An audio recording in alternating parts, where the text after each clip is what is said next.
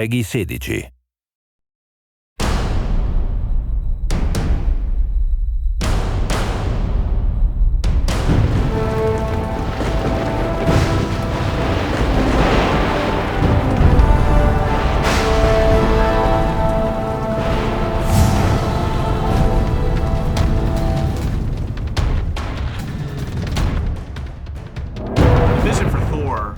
Video game was to take the inspiration from the comic books and bring that to the interactive experience so gamers can play as Thor, use his hammer, bring down the thunder and the lightning, just like they experience when they read the comic books as a kid or they'll see in the movie. He is the god of thunder. We really want to express the power that he has as a superhero.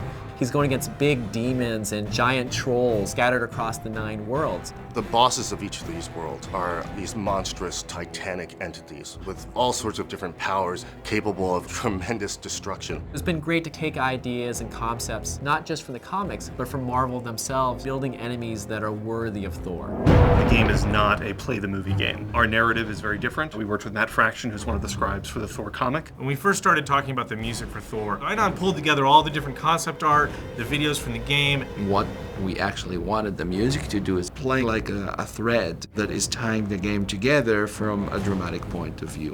What Onion has done is really bring each world to life and make them feel distinct, but at the same time part of a greater whole. Music is always the emotional dimension. The Thor game is a real opportunity for gamers to finally get a chance to have a dedicated experience where they can play as Thor the entire way through and really get that sense again of being a god. The main part of the game is your melee combat. Using your hammer, he has many different combos, and then you also have your god powers. We worked the god powers into the combos. He's got thunder, he's got wind moves, which are kind of his people mover, and then lightning, which is obviously one of the key iconic things about Thor.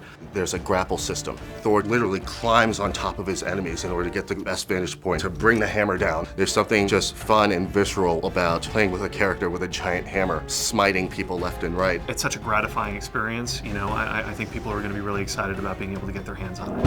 One of the key things to think about in terms of Thor God of Thunder for the Wii is it's not a port of the next-gen game. It is its own unique game. I don't think the Wii has ever had this kind of title on it before. It's much more action-driven. I want the player to be able to take away the feeling that they were able to wield the power of Thor. A young gamer can just enjoy swinging the Wii remote around, breaking things, and then a more hardcore gamer will be really impressed with the depth of the combat and the depth of the player progression. We've got a few unique levels that don't appear in the next-gen game. We've got our own unique flying levels, which are an entirely different form of gameplay. We feel that you get a better game out of building a project from the ground up rather than bringing it over from a different system. It's given us the opportunity to have unique characters, unique flight levels, and a completely unique ending to the game that features a new experience that you wouldn't get on any of the other consoles.